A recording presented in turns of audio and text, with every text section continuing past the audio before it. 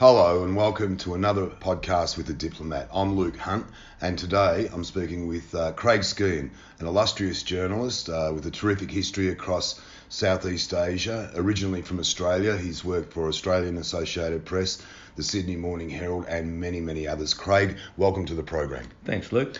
You've been around, as I mentioned, for a long time in Southeast Asia. What are the types of changes you've seen over the last 20, 30, 40 years perhaps? Well, there's an old saying that the more things change, the more they stay the same, but a lot has changed on one side, and on the other, a lot of the lifestyles of ordinary people, particularly peasant peoples through Southeast Asia and the Pacific Island nations as well, have stayed mainly the same. Urban lifestyles have changed more than rural lifestyles. Right, and of the countries you've covered more intensely, thinking Thailand in particular, Cambodia, and also in the Pacific Islands. What are your favourites, and do you think life has improved in recent times, or is it politically things are not as good as they once were? Well, I've got a lot of favourites. I spent a long time in the Pacific Islands, in Fiji 4 years, Papua New Guinea for 4 years. I was based as a correspondent in Thailand for about the same period, and I've spent a lot of time here and other Southeast Asian countries. They're all different. That's one of the diversity in the region is as profound as the similarities. And Thailand's obviously a place I spent a lot of time, and I use that as a base to travel to other parts of the region. In terms of change, I think the economic development has been great, but at the same time has often been at the cost of environmental damage to soils, to air, and so on, to waterways. These environmental changes are still playing out, and they are deep and abiding. And of course we're seeing that in particular in the Mekong River countries, from China through Thailand, Myanmar, Laos, Cambodia and Vietnam. And the future is pretty grim. Right now the waters are at a record low. It's 6 months until the next rains are expected. How frustrating is it to be writing about the issues confronting the Mekong River over so many years, and yet nobody seems to be listening? Yeah, well, on that one, I think one of the key points is that there is a Mekong River Commission. China is an observer, but it's not directly a member, and China is the big player on the block these days in so many different ways, including in relation to water issues. And I think the geopolitics of water, like the geopolitics of a lot of other things, is complicating the finding of solutions, which play all the way down from the upper reaches of the Mekong in China right down to the tributaries of the Mekong in Vietnam. And it's leading to tensions between nations, as well as causing deep-seated problems for ordinary people like fishermen in Cambodia, finding their catches drastically reduced, with implications for food security.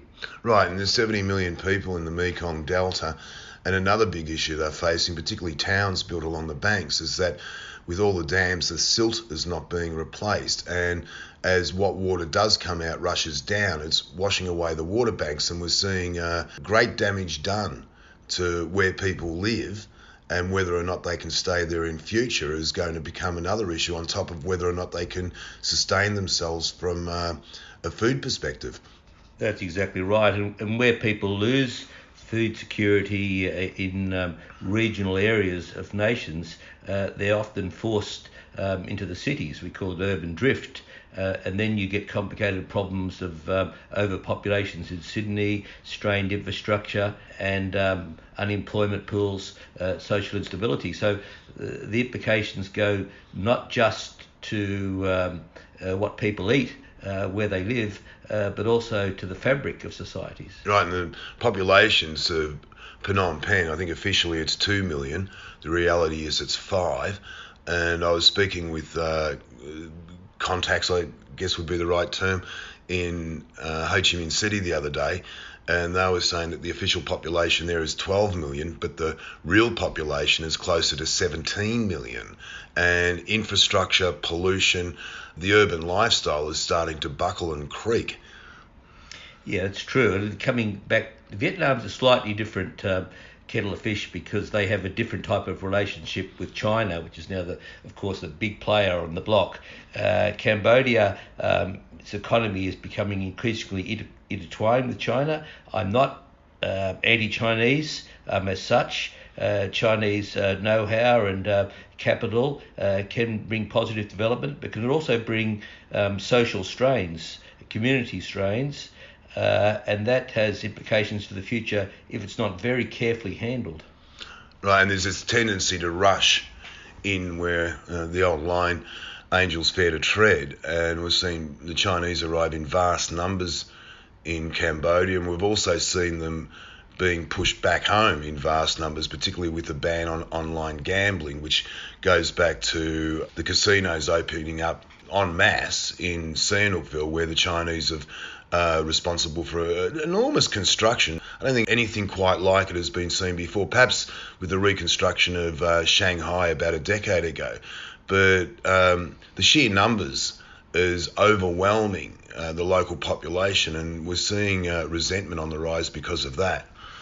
Yeah, there's all that, and the building collapse fairly recently, which many Cambodians lost their lives, hardened public opinion. So these things have to be carefully handled, and it requires regulation, economic regulation of the building industry, labour regulation, and controls. If these things aren't properly handled, they produce social problems. And that one specific thing you've just touched on is that of gambling. Gambling is one of the great social problems of this region, right down to the village level. And gambling in itself, along with alcohol problems and the increasing problems with drugs, notably methamphetamines, are all leading to some fraying of social fabrics. Where would this end? In a best case scenario, a worst case scenario?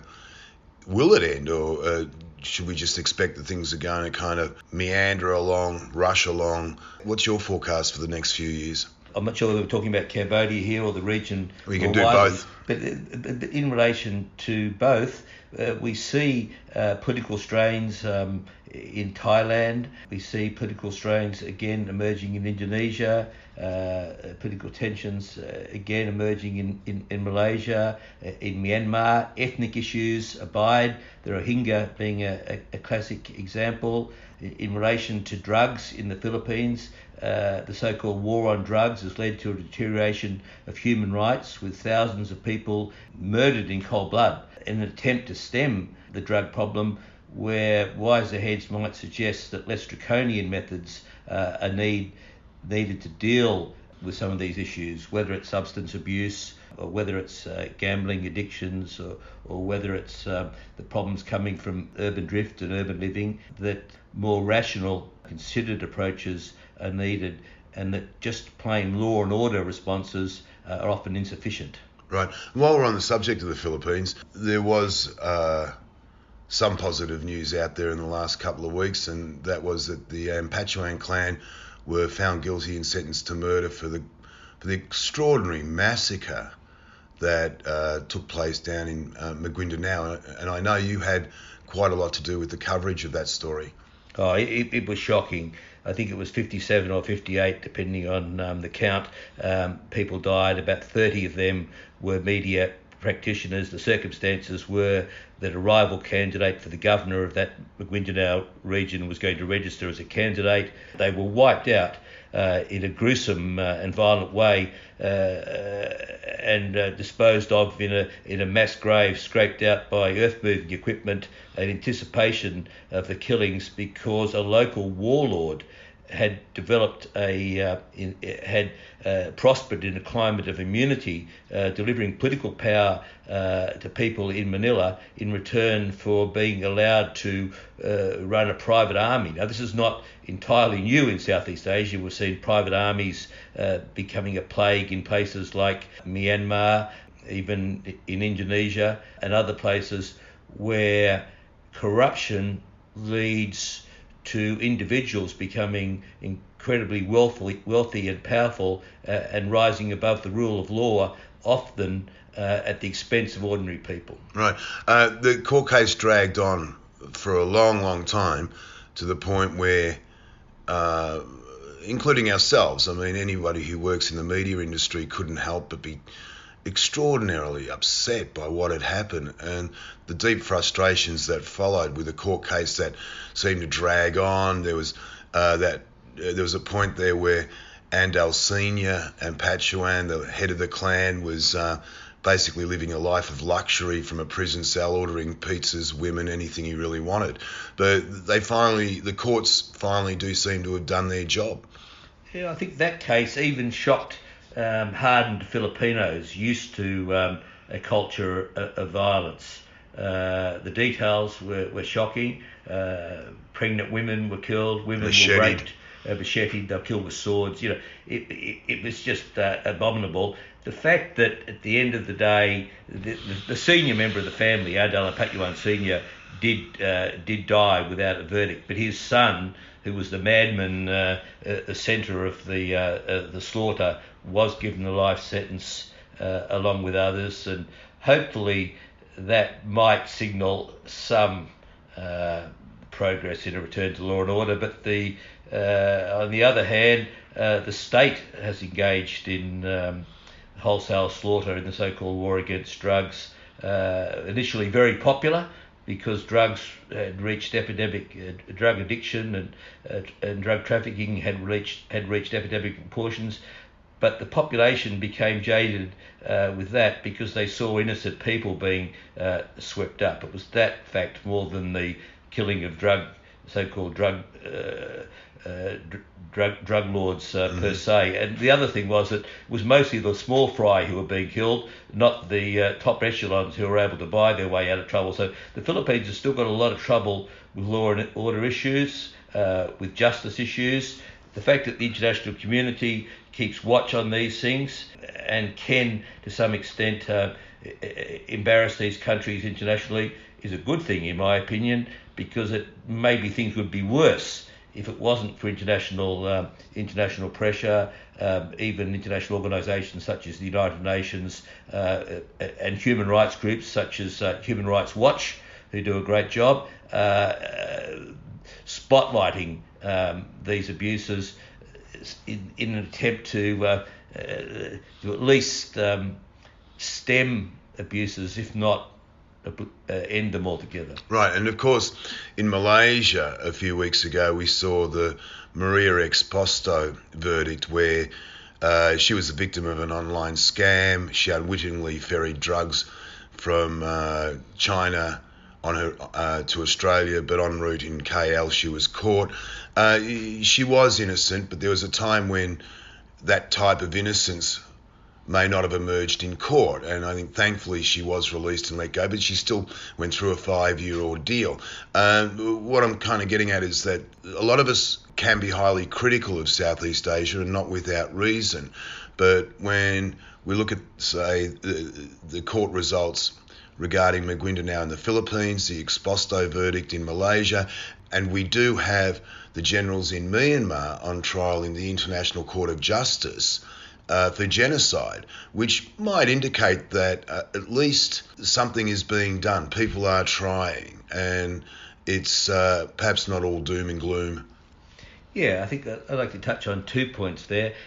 Firstly, in relation to the internet in the last 2 decades, it's given rise to bad things such as fraud and voice over the internet protocols in which people's money is stolen and people are duped to run drugs and all manner of scams. Which is what happened with Exposto. This is what happened with Exposto, and all manner of scams.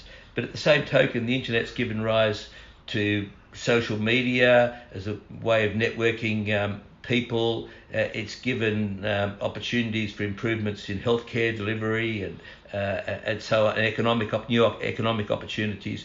So a lot of these things are a mix of good and bad. And the more general point I just like to make as a correspondent who has been in the region for a long time is that the nature of the job tends to focus on the negative.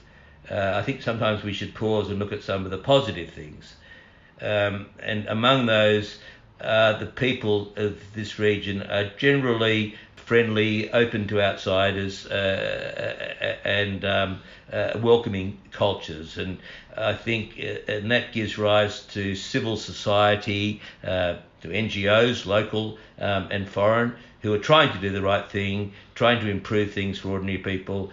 And sometimes we should give credit for some of the positive things that are happening in some of these societies. Right, and of course with the internet, it's getting harder for governments to keep a secret.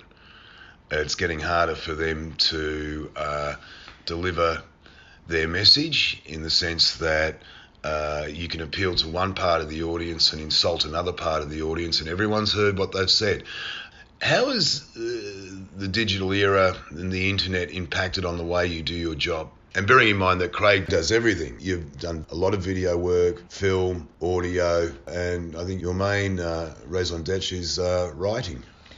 But just on the earlier points you made there about the internet, it's like some of the other things we've been talking about. There's so many upsides and so many downsides. In relation to media, the old media has been to a great deal supplanted by alternative new forms of media, whether it's Twitter or Facebook or YouTube or TikTok or whatever, and people can get their messages out directly. Sometimes it's unfiltered and there's a lack of checks, but the new media does offer opportunities for ordinary people to become informed or to learn about things. At the same time, it gives journalists new platforms. It allows them to track breaking news. It allows them to research without the help of a large media company, a newspaper or television station or whatever. It allows them to do their job in different ways, but at the same time, it has required reskilling to a large degree, because some of those old platforms ain't what they used to be, as they say. And another aspect is that while the government has competition now in delivering messages, with some of the more pernicious aspects of technology, there is potential to use the internet and other technologies to stymie freedom of speech and to monitor, control and suppress dissent and opinion. So there's very much two sides to that coin. There's a good side and there's a more worrying side in terms of states misusing new technologies to control or limit information. Right, and we're seeing that in Thailand, Cambodia, I think Indonesia, less so in Malaysia, but a lot of these countries over the recent decades have been far more open to journalists, independent thinking, political opposition, and we're watching that actually it's been seriously compromised over recent years. Do you think this is just part of a cycle and things may well improve over the next 5-10 years, or do we need to see changes in leadership? How important is the economy in these sorts of issues? It's a lot of politicians tend to crack the whip when the economy is heading south, mainly because if you can't guarantee a solid economy, it's difficult to win votes. Yeah, there are a lot of cycles, or you call it a seesaw or whatever, but let's take Thailand, for example, where post-war you've had alternating democracies and military-dominated governments or military dictatorships going back to Pibun during World War II. And you've had periods when there's been relatively free media environments and others where there's been crackdowns. I suppose at the end of the day, it becomes a matter more for the citizens of these countries to insist on their rights to freedom of expression. That's the most important thing. They can be supported internationally, supported by NGOs, supported in terms of international opinion. But at the end of the day, it's almost incumbent on ordinary people to say, hold on, we are insisting on our rights. And hopefully that happens more rather than less. Traditionally, political dissidents, pro-democracy groups, the more liberal side of civil society, has been able to look to the West for support. That support seems to have been compromised over particularly the last 10, 15 years, and I firmly think that that's got more to do with trade deals and multilateralism. So you have Western countries who are doing these whopping trade deals, say Australia selling natural gas or coal to China, and nobody wants to criticise too loudly because much of their economies now depends on money coming from countries where governments not all shape up to the Western parameters that they would like to see carried out in other countries. Yeah, I think that's true, and let's call a spade a spade. The big player on the block is now China. It's not a bastion of democracy. The Americans' influence has declined somewhat.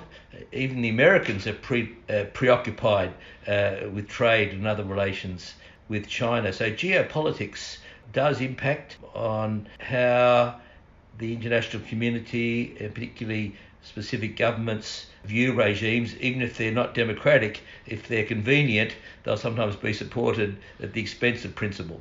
Right.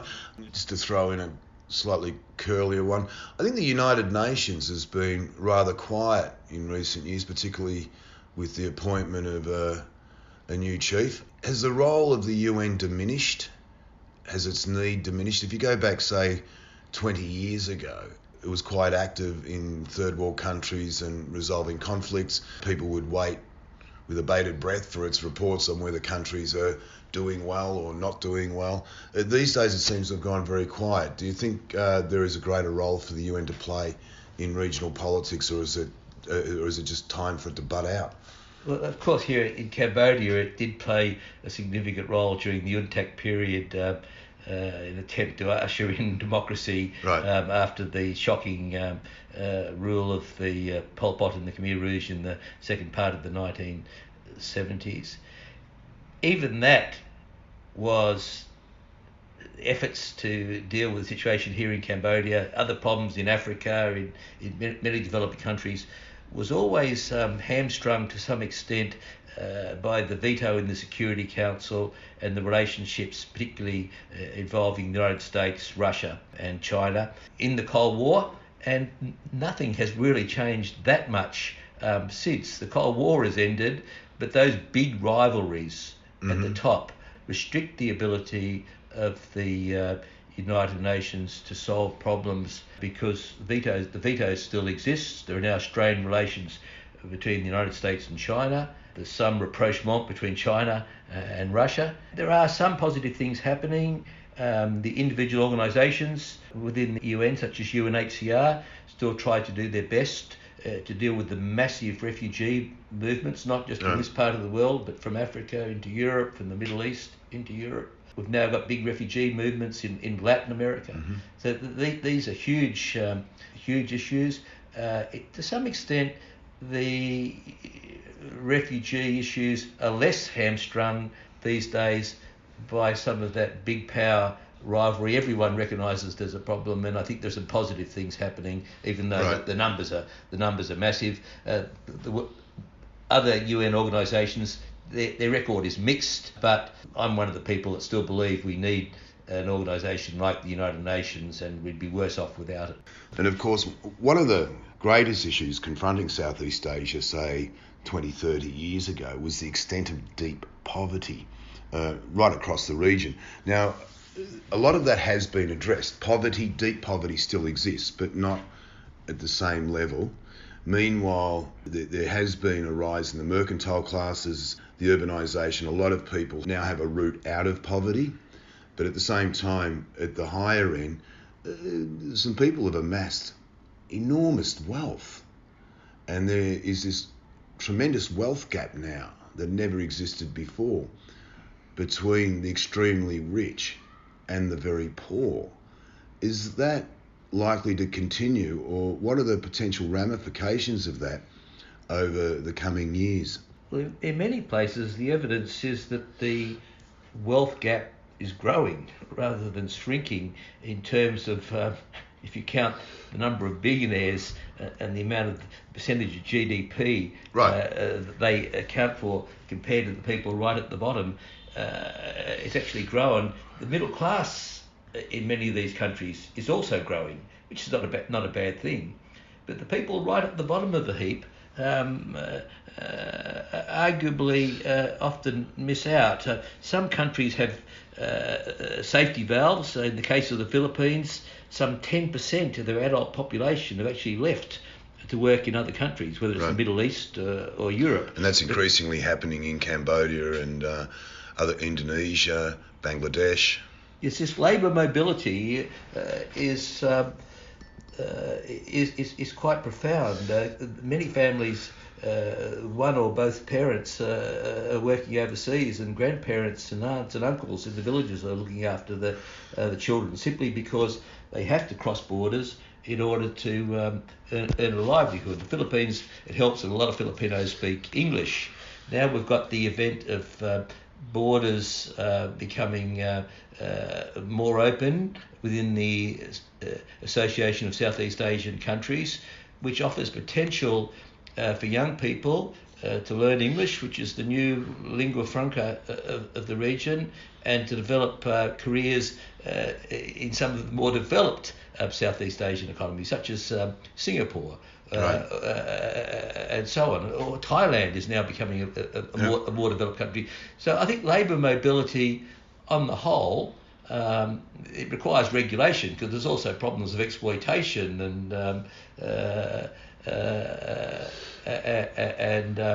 human trafficking and so on, these are bugbears in the system. But there's also potential for people to climb out of poverty by getting an education and having greater mobility. So, like all these things, there's a good upside and a downside. But on the whole, there is potential, I think, positive potential in the region for greater upward mobility, particularly from the lower middle class to the upper middle class. I think the problem is to help the people at the bottom share some of the cake. And even on that score, new technologies are going to impact profoundly. These nations aren't immune from the ramifications of things like artificial intelligence and robotics. In a country like Cambodia, where a large percentage of the workforce are involved in the garment trade, maybe the big issue in the future won't be access to European markets and or the North American market and the potential for sanctions. It will be that people who perform those sorts of jobs will be replaced by machines. And I think we're seeing that happening increasingly. Sanctions on Cambodia from the Americans and the removal of trade preferences under the Everything But Arms, which follows last year's election, the 2018 election, where the opposition was banned and the election widely discredited. It seems to be this further push towards authoritarianism that we're seeing across the region, which is not welcome, certainly not welcomed in the West, and that in itself is going to have a major impact on the economies, which are not looking too healthy at the moment. Yes, and on that front, I think a little bit of pressure needs to be kept on China, because China wants friendly governments around the region, and increasingly they're able to export technologies along the One Belt, One Road, which are aimed at keeping regimes in power that are considered friendly by Beijing. So ordinary people, the civil society, need to be increasingly aware of this, aware of the danger, and insisting on their rights, rights to privacy and so on. There's no shortage of potential sources for conflict. Lack of water, the drying up of the Mekong, the banning of political opposition parties, sanctions, and certainly not just in Cambodia, but again in Myanmar, where the genocide trial is being prosecuted in the International Court of Justice. You'll have no shortage of material to work with over the coming months and years. What are your plans for the immediate future? Well, I'm sort of semi-retired now. I'm in my 60s. I'm getting into photography and filmmaking and documentary making interests me. I think there's no shortage of opportunities to take an interest in the society around you and to express yourself, and to some extent to mentor others as you get older. Maybe it's time to step aside a little bit, but there's no reason why you can't encourage younger people to develop media careers, to explore new options. And on that note, Craig Skean, thank you very much. Thanks a lot, Luke. I enjoyed it.